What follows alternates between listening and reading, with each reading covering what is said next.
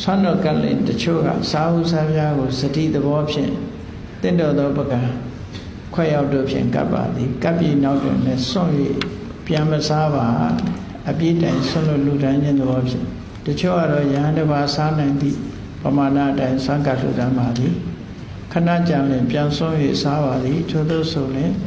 စားကလူတန်းခြင်းဖြစ်ပါသလားမည်သို့လူတန်းခြင်းကပို၍တင့်တော်ပါသလဲဘုရားအ ਨੇ မြ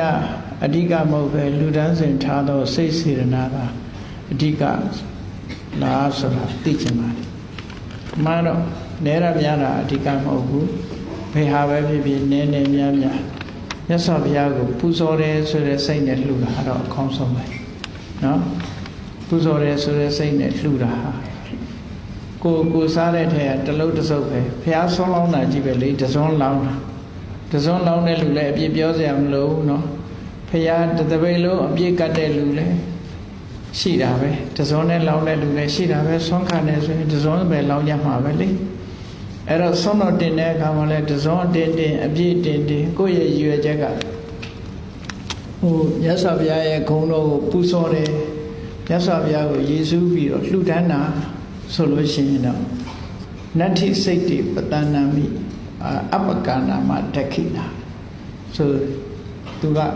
စိတ်ကြည်နူးပြီးတော့လှုပ်လို့ရှိရင်ဒီဒါနဟာသိဖွဲ့တဲ့ဒါနလို့ပြောလို့မရဘူးတဲ့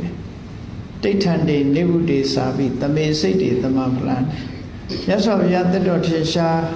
လှူရတာနဲ့ပြိဋိဘဆံသွားတဲ့ဘုရားလှူတာနဲ့စိတ်ထားခြင်းတူညီမယ်ဆိုရင်တူညီသောအကျိုးရတယ်လို့ဒီလိုခေါ်တယ်အဲ့လိုမဟုတ်ဘဲနဲ့ဟိုကပ္ပိယကြီးလို့တော့မလုပ်နဲ့ပေါ့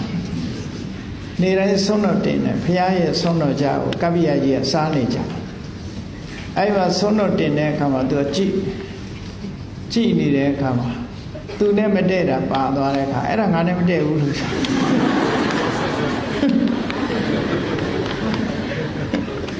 ဆုံးတော်ကောက်နေတဲ့လူကအဲ့ဒါငါနဲ့မတည့်ဘူးလို့